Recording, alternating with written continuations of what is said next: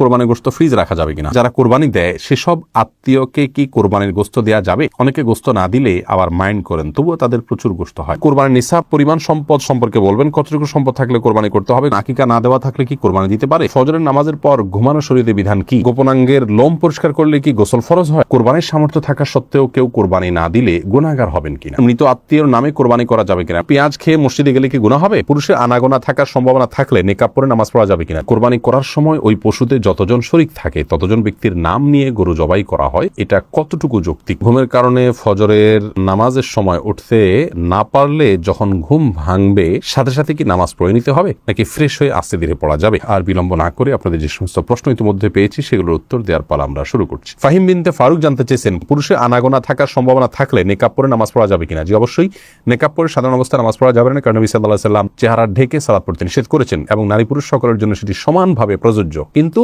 কোনো ক্ষেত্রে যদি এমন হয় যে আপনি এমন জায়গায় সালাত আদায় করছেন এখানে অন্য পুরুষরা আসা যাওয়া করার প্রচন্ড সম্ভাবনা আছে, তাহলে সেক্ষেত্রে আপনি নেকাব পরে সালাত আদায় করতে পারবেন, যেহেতু এটা বিশেষ ওজর রয়েছে। মালিক শাহ জাইন আপনি জানতে চেয়েছেন, যারা কোরবানি দেয় সেসব আত্মীয়কে কি কোরবানির গোশত দেওয়া যাবে? অনেকে গোশত না দিলে আবার মাইন্ড করেন, তবুও তাদের প্রচুর গোশত হয়। কোরবানি দিলেও কাউকে কোরবানির গোশত দেওয়া যেতে পারে, কারণ আল্লাহ রাব্বুল আলামিন কোরবানির গোশত সম্পর্কে কোরআনে কারিমে একাধিক জায়গায় বলেছেন যে নিজে খাও এবং যারা অভাবী নন তাদেরকে অন্য মানুষদেরকেও দাও, যারা অভাবী মানুষের কাছে চায় তাদেরকেও দাও। তার মানে এখানে আত্মীয় স্বজন যারা সলভেন্ট আছেন, আত্মীয়তার বন্ধন স্বরূপ তাদের জন্য কিছু হাদিয়া আপনি পাঠাতে পারেন, এতে কোনো দোষের কিছু নেই। এর পরের প্রশ্ন করেছেন মাহবুব আলম, আপনি জানতেছেন মৃত আত্মীয়র নামে কোরবানি করা যাবে কিনা? মৃত আত্মীয়ের নামে কোরবানি করা যাবে, এ বিষয়ে গত নির্বাচিত প্রশ্নোত্তর লাইভে আমরা বলেছি মৃত আত্মীয়ের নামে কোরবানি করা যাবে। রাসূল আকরাম সাল্লাল্লাহু আলাইহি সাল্লামের তরফ থেকে তার ওয়াফাতের বহুকাল পর আলী রাদিয়াল্লাহু তাআলা কোরবানি করেছেন, বাইহাকি মুসনাদ আহমদ শবিনে হাদিসে বর্ণিত হয়েছে, সেজন্য মৃত ব্যক্তির পক্ষ থেকে কোরবানি করা যাবে। কোন কোন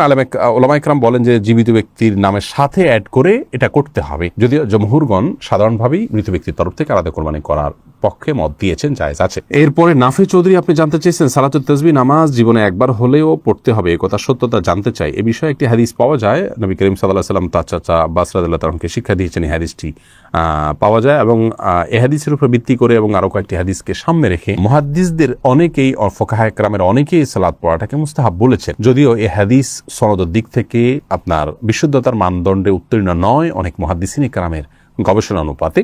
সেই জায়গা থেকে সমস্ত মুহাদ্দিসিনে কেরাম বলেন যে না, এটি আপনার জীবনে একবার পড়তে হবে এমন কোনো কথা নেই। জেরিন আপনি জানতে চেয়েছেন, সূরা মুলক ও 100 আয়াত ঘুমানোর আগেই পড়তে হবে, মাগরিবের পরে বা এশার ওয়াক্ত হওয়ার কিছুক্ষণ আগে পড়লে হবে না?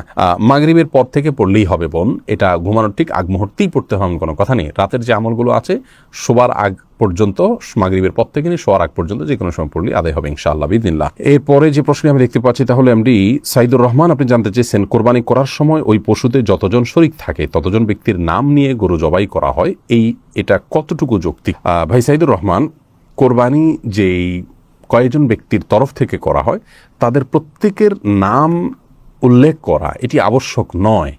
আপনারা যখন 2 জন 5 জন 7 জন বা 6 জন যে কোনো সংখ্যক, সর্বোচ্চ 7 জন, এর ভিতরে যে কোনো সংখ্যক মানুষ একটা পশুতে আপনারা যখন অংশগ্রহণ করছেন এবং প্রত্যেকের একটা নির্দিষ্ট হিস্সা থাকছে, কোনো ভাঙতি হিস্সা থাকছে না, এমন না যে একটা গরুতে 7টা শেয়ার, একটা শেয়ার 2 জন মিলে নিলেন, এরকম কোনো অপশন নেই, সুযোগ নেই। অথবা একটা শেয়ার মিনিমাম 1 জন নিলেন অথবা একাধিক শেয়ার নিলেন। যখন এই টাকাটা আপনারা দিচ্ছেন তখন আপনাদের নিয়ত সম্পর্কে আল্লাহ তাআলা ভালো জানেন যে আপনারা কোরবানির উদ্দেশ্যে করেছেন। এখানে আলাদা করে তাদের নাম উল্লেখ করতে হবে, জপতে হবে এমনটি আবশ্যক নয়। যদিও কোরবানি করার পর এটি বলা সুন্নাহ যে আল্লাহ এই কোরবানি যেটি হলো এটিকে অমুক অমুক অমুক ব্যক্তির তরফ থেকে আপনি কবুল করে নিন, এভাবে যদি উচ্চারণ করা যায় ভালো। আর না হলে এভাবে সংক্ষেপে বলা যেতে পারে, আল্লাহ আমরা যারা এই কোরবানিতে শরীক হয়েছি তাদের সবার তরফ থেকে আপনি ঠিক কবুল করে নিন। আলাদাভাবে নাম জপাটা আবশ্যক নয়, যদিও পরে নাম উল্লেখ করে তাদের তরফ থেকে কবুলের দোয়া করা যেতে পারে এবং মুস্তাহাব, সেটি করলে ভালো। তাওহিদুল ইসলাম সজীব জানতে চেয়েছেন, গোপনাঙ্গের লোম পরিষ্কার করলে কি গোসল ফরজ হয়? না, এর সাথে গোসল ফরজের কোনো সম্পর্ক নাই, বড়জোর অজু করে নেবেন, পরিষ্কার পরিচ্ছন্ন হবে। ফাহাদ ফাতেমা জানতে চেয়েছেন, ঘুমের কারণে ফজরের নামাজের সময় উঠতে না পারলে যখন ঘুম ভাঙবে সাথে সাথে কি নামাজ পড়ে নিতে হবে, নাকি ফ্রেশ হয়ে আস্তে ধীরে পড়া যাবে? এক্ষেত্রে রাসূল আকরাম সাল্লাল্লাহু আলাইহি ওয়াসাল্লামের যে হাদিস রয়েছে সেটি হলো, মান নামা আন সালাতিন আও নাসিহা ফালইউসাল্লিহা ইযা যাকারাহা ফাইন্না যালিকা ওয়াক্তুহা। যে ব্যক্তি ঘুমিয়ে পড়েছেন এবং ঘুমের প্রাবল্যের কারণে সালাত মিস হয়েছে কিংবা ভুলে গেছেন, এরকম ব্যক্তি যখন স্মরণ হবে অথবা ঘুম থেকে যখন জাগ্রত হবেন তখনই সালাত আদায় করবেন, সেটাই তার ওয়াক্ত। অবশ্যই তিনি ফ্রেশ হয়ে সালাত আদায় করবেন, ফ্রেশ হওয়া ছাড়া তো সালাত আদায় করতে পারবেন না। কিন্তু ফ্রেশ হওয়ার মানে এই নয় যে ঘন্টাকে ঘন্টা তিনি অন্য স্বাভাবিক কাজকর্ম করে বেড়াবেন আর সালাতকে বিলম্ব করবেন, বরং তার উচিত হবে খুব দ্রুততার সাথে ফ্রেশ হয়ে সালাত আদায় করে নেওয়া। এমডি ওমর ফারুক জানতে চেয়েছেন, ফজরের নামাজের পর ঘুমানো শরীয়তের বিধান কি? এটি জায়েজ আছে, তবে অনুত্তম কাজ। নবী করিম সাল্লাল্লাহু আলাইহি ওয়াসাল্লাম দোয়া করেছেন, আল্লাহুম্মা বারিক লি উম্মতি ফি বুকুরিহা, আল্লাহ আমার উম্মতের জন্য সকালের সময়টাতে আপনি বরকত দান করুন। অতএব সকালের সময়টাতে না ঘুমানো উচিত বা উত্তম। কেউ অসুস্থ থাকলে ভিন্ন কথা, বৃদ্ধ হলে ভিন্ন কথা। তবে যদি কেউ ঘুমান, তিনি কোনো বড় গুনাহ করেছেন, অপরাধ করেছেন, এই লেভেলের সমস্যা নয়, অনুত্তম আর উত্তমের বিষয়টি এতটুকু। তাছাড়া নবী সাল্লাল্লাহু আলাইহি ওয়াসাল্লাম সকালে ঘুমাতেন না কখনো, সেজন্য এটি সুন্নাতের খেলাফ। ইসমাইল দেওয়ান জানতে চেয়েছেন, পেঁয়াজ খেয়ে মসজিদে গেলে কি গুনাহ হবে? পেঁয়াজ বলতে কাঁচা পেঁয়াজ যদি খান, কাঁচা পেঁয়াজ খেয়ে সেই অবস্থায় মসজিদে যাওয়া নিষেধ, হাদিসে স্পষ্ট নিষেধ আছে। তার কারণ হলো মসজিদে ফেরেশতা থাকে, অন্য মানুষরা আছেন। কাঁচা পেঁয়াজ খেলে মুখে দুর্গন্ধ হয়, সেই দুর্গন্ধ নিয়ে মসজিদে গেলে আশপাশের লোকদের কষ্ট হবে, ফেরেশতাদের কষ্ট হবে, সেজন্য হাদিসে নিষেধ আছে।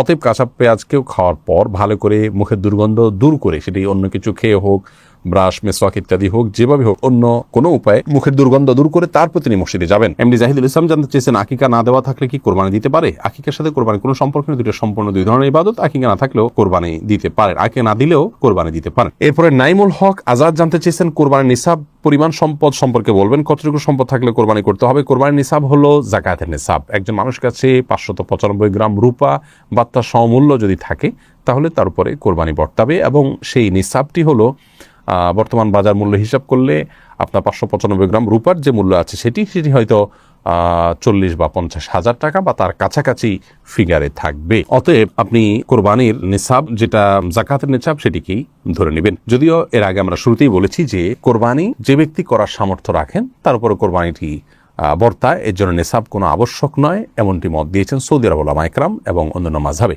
হানাফি মাযহাব বা আমাদের ওলামা ইকরাম বা আমাদের দেশের যে স্কুল অফ থট ওলামা ইকরাম ফলো করে থাকেন, সেটিতে আপনার যাকাতের নিসাব হলে তখন কোরবানি আবশ্যক হবে বা বর্তাবে। এমডি সোহেল জানতে চেয়েছেন, কোরবানির গোশত ফ্রিজে রাখা যাবে কিনা? হ্যাঁ, কোরবানির গোশত ফ্রিজে রাখতে পারেন, কোনো অসুবিধা নেই। তবে ফ্রিজে রাখার উদ্দেশ্যেই যেন কোরবানি না হয়। কোরবানি করার পর গোশত থাকলো, থেকে গেল, সেগুলো রেখে দিলেন ফ্রিজে, অসুবিধা নেই। শামীম আপনি জানতে চেয়েছেন, কোরবানির সামর্থ্য থাকা সত্ত্বেও কেউ কোরবানি না দিলে গুনাহগার হবেন কিনা? কোরবানির সামর্থ্য না থাকা সত্ত্বেও যদি কোরবানি না দেন, তাহলে তিনি গুনাহগার হবেন। ইমাম আবু হানিফা রাহিমাহুল্লাহ তার মত অনুযায়ী, যেটিকে ফলো করে আমাদের দেশের বেশিরভাগ ওলামা ইকরাম। আর আরাবিয়ান স্কলারদের মধ্য থেকে সৌদি আরবের ওলামা ইকরাম বিশেষত, তাদের এক্ষেত্রে দৃষ্টিভঙ্গি ভিন্ন রকম। তারা মনে করেন কোরবানি এটি একটি সুন্নাহ আমল, যার কারণে কোরবানি যদি কেউ সামর্থ্য থাকার পরও না করেন, তাহলে তিনি সুন্নাহ তরক করলেন, একটি সুন্নাতে মুআক্কাদা বা গুরুত্বপূর্ণ একটি সুন্নাহ তরক করলেন। সন্দেহাতীতভাবে তিনি ক্ষতিগ্রস্ত হলেন, কিন্তু তিনি বড় ধরনের কোনো গুনাহগার হলেন না। যেমনটি আমাদের ওলামা ইকরাম মনে করেন ওয়াজিব তরক করার গুনাহগার হবেন সামর্থ্যবান ব্যক্তি কোরবানি না দিলে।